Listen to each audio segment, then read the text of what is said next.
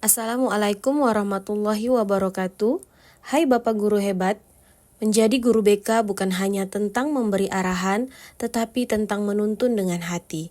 Melalui program 7 jurus BK hebat, kami belajar bagaimana setiap jurus menghadirkan kekuatan baru dalam membentuk pribadi siswa yang tangguh dan berkarakter. Video ini akan memperlihatkan bagaimana praktik baik kami wujudkan dalam kegiatan nyata di sekolah, sebagai bukti bahwa layanan BK dapat menjadi sumber perubahan positif bagi seluruh warga sekolah. Assalamualaikum warahmatullahi wabarakatuh.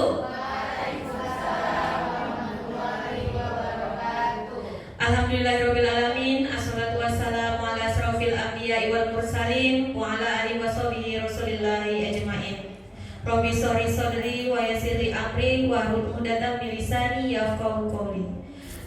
Sebagai guru bimbingan dan konseling, saya berkomitmen untuk terus meningkatkan mutu layanan melalui penerapan 7 jurus BK hebat.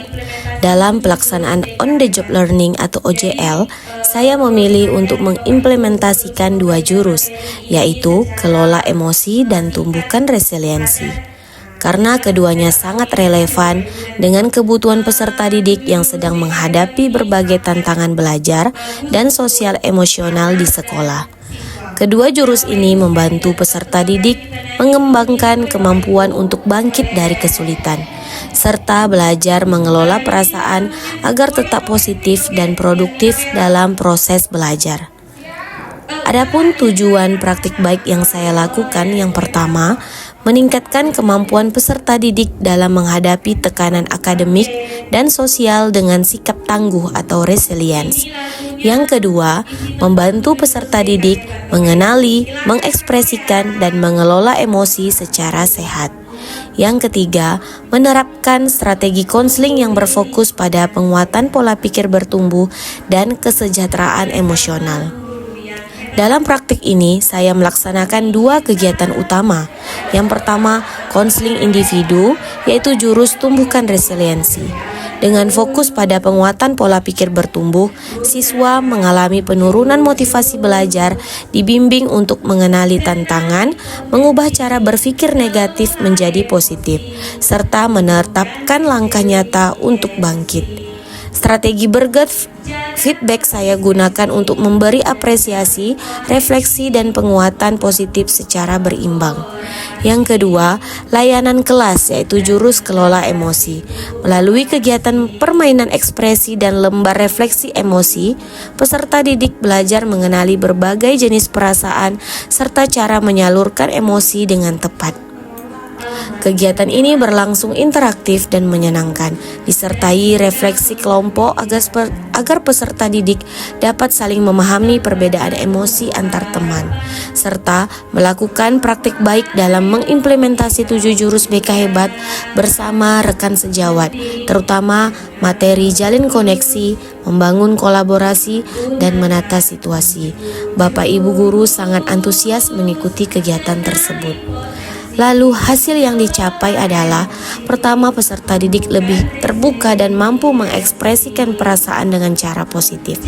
Muncul perubahan sikap dari mudah menyerah menjadi berani mencoba lagi. Hubungan guru dan peserta didik menjadi lebih hangat dan suportif, dan siswa mampu mengidentifikasi pemicu stres serta menemukan strategi coping yang sehat. Dari refleksi pribadi dari praktik ini, saya menyadari bahwa keberhasilan layanan BK tidak hanya ditentukan oleh teknik konseling, tetapi juga kehadiran empatik guru BK. Pemberian apresiasi di awal dan di akhir sesi membuat peserta didik merasa dihargai, sementara refleksi membantu mereka menemukan kekuatan diri. Saya belajar bahwa tumbuh bersama peserta didik berarti turut mendampingi proses mereka dalam mengenal diri, mengelola emosi, dan bangkit dari kegagalan. Dampak dan inspirasi dari praktik baik ini menjadi inspirasi bagi rekan sejawat karena menunjukkan bahwa jurus BK dapat diterapkan secara nyata dan menyenangkan di kelas maupun di ruang konseling.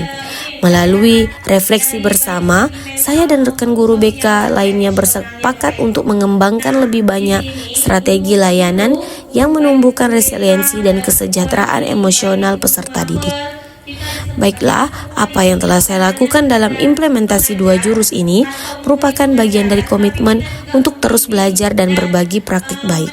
Semoga laporan ini dapat menjadi inspirasi dan sarana refleksi bagi rekan sejawat dalam memperkaya proses pembelajaran BK di sekolah. Kontribusi dan kolaborasi antar guru BK akan menjadi kekuatan besar dalam membangun generasi yang tangguh, berdaya, dan berkarakter positif. Memiliki keterampilan BK ini. Nah, untuk itu hari ini saya akan sedikit menjelaskan 7 jurus BK hebat.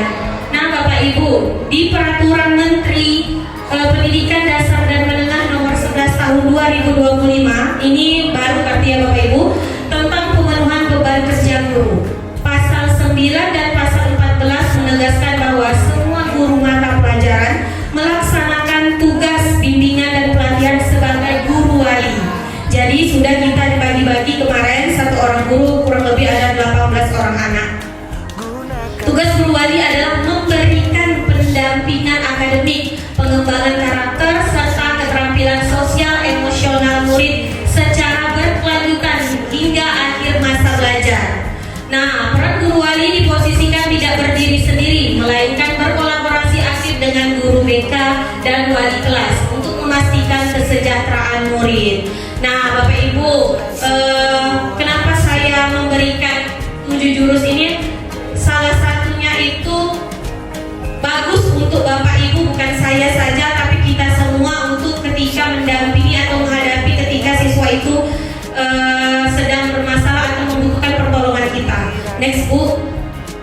Nah, ini 7 jurus tadi yang kita nyanyikan bersama-sama Bapak Ibu. Ada jurus pertama, kenali potensi. Kedua, kelola emosi. Ketiga, tumbuhkan resiliensi. Keempat, jaga konsistensi. Kelima, jalin koneksi, bangun kolaborasi dan menata situasi. Jurus 1 dan jurus 5 itu berfokus kepada siswa sebenarnya. 6, 7 itu kepada guru kita.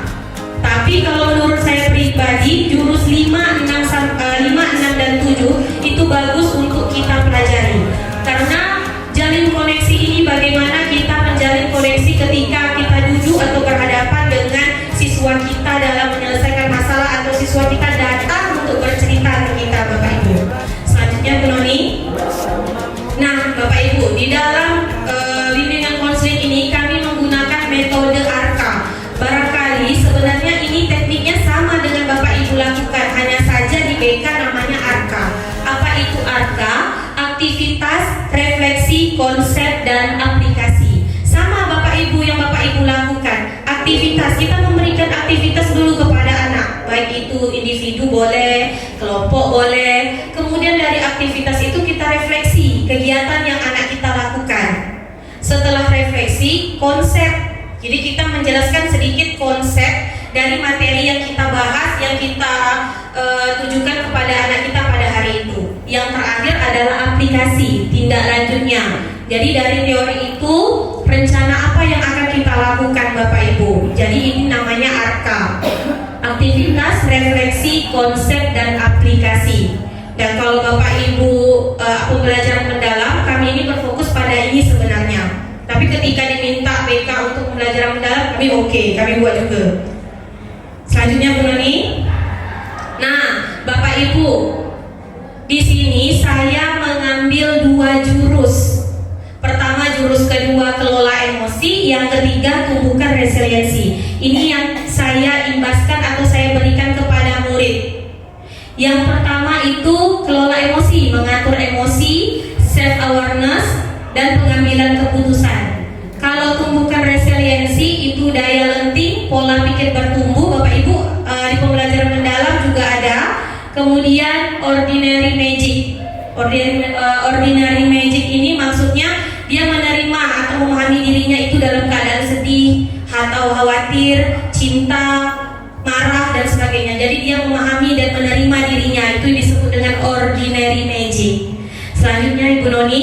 Nah, sebelum saya melakukan praktik baik ini sampai ke titik ini, saya sudah membuatkan rencana tindak lanjutnya. Itu 3, jurus 3 itu di kelas 72. Nah, praktik baiknya yang sudah saya lakukan saya sampaikan kepada Bapak Ibu. Nah, sebelumnya Bapak Ibu, 7 jurus ini sebenarnya tidak bisa saya jelaskan betul-betul mendetail pada pagi hari ini, karena saya dapatnya juga sekitar 4 hari, itu pun dimepetkan betul untuk mendapatkan materi 7 jurus. Jadi hanya sedikit saja atau sekilas saya akan menyampaikan apa saja inti dari 7 jurus yang akan saya sampaikan ini. Nah, mengapa? Saya ada alasan kenapa memilih 2 jurus tadi, jurus 2 dan jurus 3. Alasan saya pertama memilih jurus 2 yaitu kelola emosi. Pertama, pengelolaan emosi ini adalah keterampilan dasar yang dibutuhkan oleh semua orang, baik itu usia, profesi, latar belakang, baik guru, murid. Karena kita semua menghadapi tantangan emosional kita dalam kehidupan sehari-hari. Benar Bapak Ibu? Kita ada marah, kita sedih, kita bingung, kita happy, kita khawatir. Jadi semua kita merasakan. Jadi itulah salah satu alasan saya kenapa memilih jurus 2. Yang kedua, dalam konteks pendidikan, guru mampu mengelola emosi mereka, dapat menciptakan suasana kelas yang lebih positif dan kondusif untuk belajar. Hal ini dapat mengurangi konflik antar guru dan murid atau murid dan murid. Jadi ketika kita mampu mengelola emosi kita akan terhindar dari konflik tersebut. Yang ketiga, nah materi jurus 2 ini tidak hanya berfokus pada teori, tetapi memberikan teknik strategis bagaimana cara kita untuk mengelola emosi tersebut, baik itu teknik pernafasan atau meredakan amarah. Nah Bapak Ibu, ketika kita sedang emosi, itu ada emosi, tindakan dan hasil. Itu hasilnya tidak bagus Bapak Ibu, karena kita tidak berpikir apa efek dari emosi atau kemarahan yang kita timbulkan. Makanya lebih baik emosi ada jeda, kita kasih dulu jeda, baru hasilnya adalah tindakan atau respon. Jadi ketika kita emosi Bapak Ibu, kita ada jeda, kita berpikir apa yang harus kita lakukan ini. Kita pikir dulu baik buruknya, maka timbullah respon atau tindakan. Nah itu efeknya lebih baik Bapak Ibu, karena ada jeda tadi. Sedangkan itu teknik pernafasannya atau meredakan itu biasanya kita coba pakai teknik stop. Kalau di guru penggerak kemarin Bapak Ibu masih ingat teknik stop? S stop berhenti, T tarik nafas, O observasi, seperti itu. Jadi kita menggunakan teknik itu Bapak Ibu. Yang keempat, orang yang dapat mengelola emosi cenderung membuat keputusan yang lebih rasional dan tidak terburu-buru. Nah itu tadi berkaitan dengan respon, jeda, tindakan atau apa tadi? Nah itulah respon. Yang kedua, alasan saya memilih jurus 3 yaitu tumbuhkan resiliensi. Nah laporan hasil pengamatan guru BK, sebagian besar murid di kelas kurang bersemangat dalam menghadapi tantangan, cenderung putus asa, menyerah dan pasrah. Benar Bapak Ibu? Benar. Yang kedua, hasil rekapan ketidakhadiran murid dari bulan Juli sampai Oktober 2025 menunjukkan ada murid yang sering tidak hadir karena alasan bermain handphone, salah satunya. Jadi dia bermain handphone, main game itu sampai jam 2 malam, ya. Kemudian dia pagi tidak mau sekolah Bapak Ibu, dia udah tak mau lagi sekolah. Bahkan ada juga yang memang, Bu saya capek Bu belajar, ada, karena mungkin faktor dia kerja di luar, sehingga itu menyebabkan dia tidak semangat belajar. Yang ketiga, mengingat murid akan menghadapi ujian, sehingga memerlukan pola pikir bertumbuh untuk menghadapi tantangan yang lebih kompleks. Nah itulah alasan kenapa saya memilih 2 jurus dari 7 jurus BK hebat Bapak Ibu. Menurut saya ini yang paling perlu. Kalau untuk jurus 1 kenali potensi, itu sudah saya lakukan ketika siswa baru mengetahui gaya belajarnya, apakah dia auditory, visual atau kinestetik. Insya Allah tahun ini kita akan menggunakan aplikasi, jadi saya tidak manual lagi hitung-hitungnya. Lumayan Bapak Ibu, 200 lebih kan? Nah, jadi kita pakai aplikasi langsung hasilnya keluar. Selanjutnya Ibu Noni. Nah, inilah inti dari masing-masing 7 jurus BK yang kita pelajari. Jurus pertama itu membantu siswa mengenali minat dan bakatnya.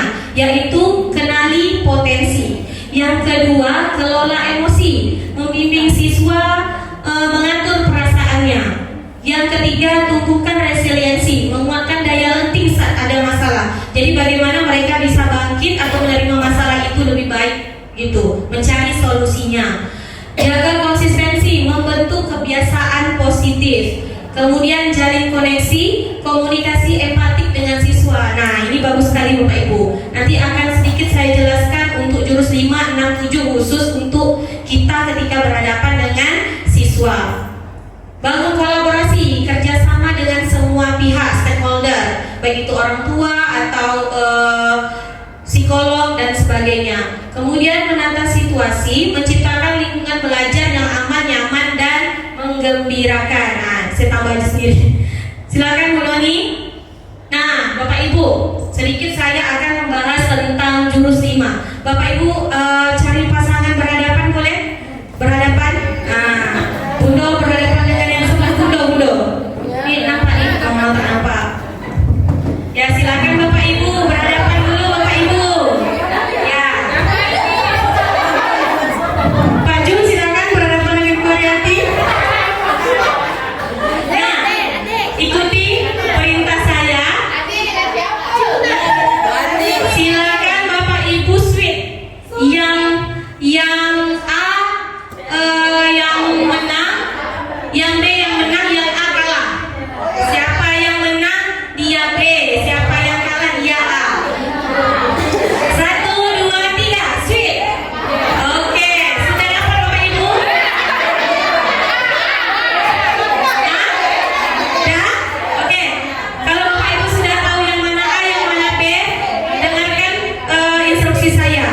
Yang pertama Bapak Ibu lakukan, silakan antara A dan B berbicara seiringan serentak. Apapun mau dibahas terserah, coba. Nah, sama-sama berbicara dengan lawan jenis, lawan bicara. Nah, Mem Ayu bicara, Bumi bicara, sama-sama serentak.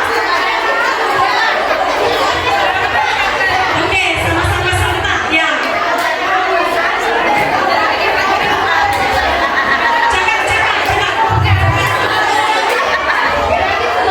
Oke, yang instruksi yang kedua, yang B berbicara, yang A main handphone atau sibuk sendiri. Yang A berbicara, yang B main handphone atau menulis atau tidak mendengarkan. Oke Bapak Ibu, yang ronde ketiga, A berbicara, yang B mendengarkan. A berbicara, B mendengarkan.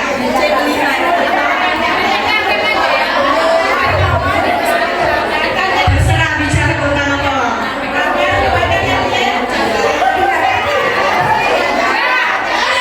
Oke Bapak Ibu, stop. Nah, next Bu Noni. Nah, kita gali makna atau refleksi dari kegiatan atau aktivitas yang telah kita buat. Menurut Bapak Ibu, dari ketiga ronde itu mana yang efektif? Ronde 1, 2, atau 3? 3. Kenapa Bapak Ibu ronde ketiga? Ya, 1 mendengarkan, 1 merespon. Oke, next Bu Noni. Nah, di dalam rumus mendengarkan aktif itu ada dengar jam. Jadi dirinya itu dedikasikan tubuh dan jiwa kita. Yang E, ekspresi diperlihatkan. N, netralkan posisi. G, gangguan hilangkan. Jadi segala gangguan kita hilangkan dulu, fokus kepada pendengar.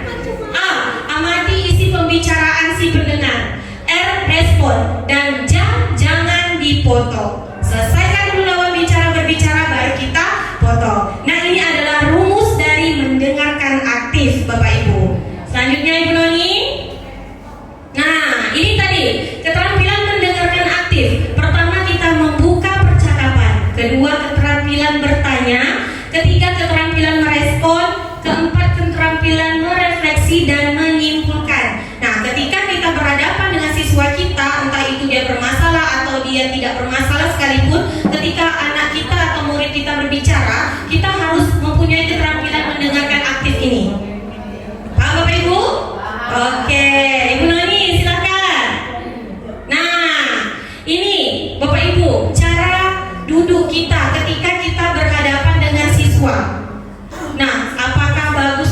kita sambil baring atau kaki naik atas atau tatapan kita kemana-mana tidak fokus sambil makan, main handphone. Nah tadi kan sudah kita praktekkan bahwa komunikasi yang paling efektif itu ketika lawan bicara itu mendengarkan dan merespon. Jadi kita hindari dulu gangguan-gangguan syaitan di sekeliling kita.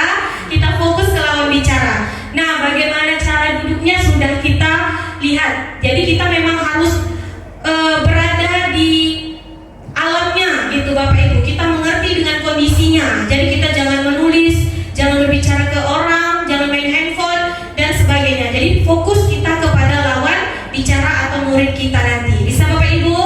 Oke. Next.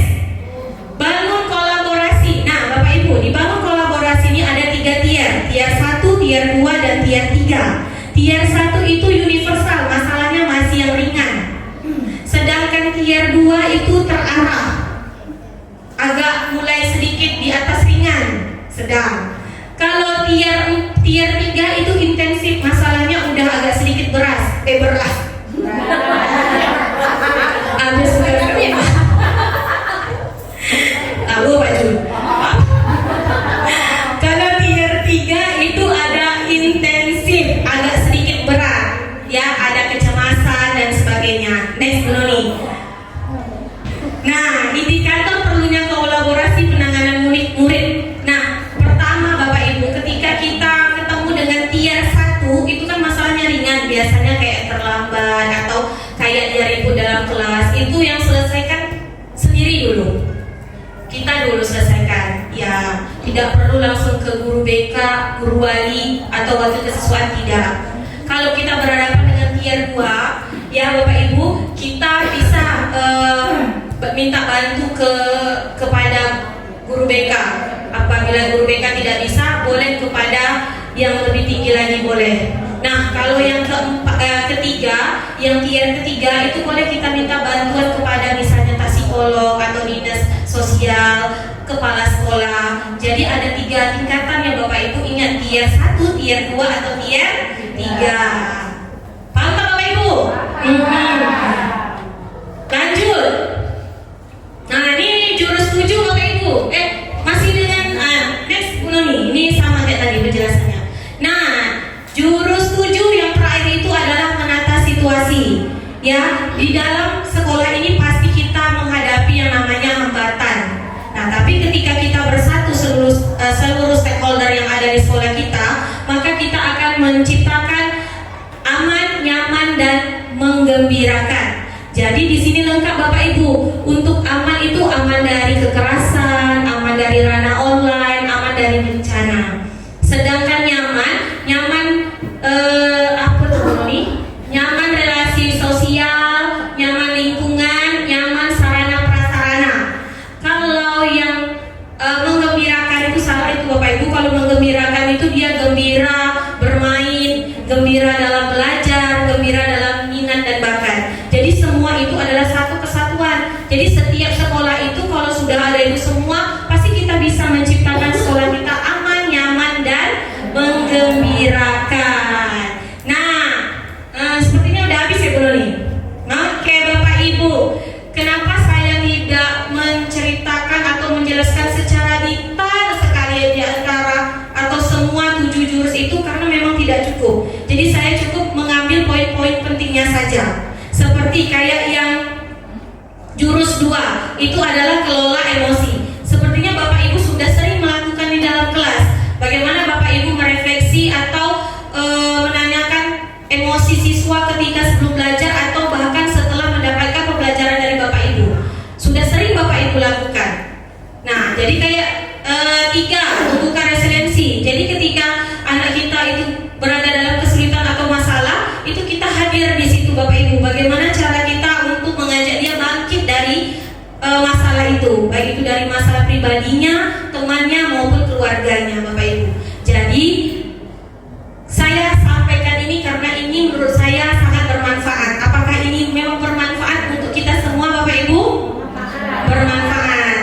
Nah, kalau 1, 2, 3, 4, 5 itu untuk siswa, 6, 7 itu untuk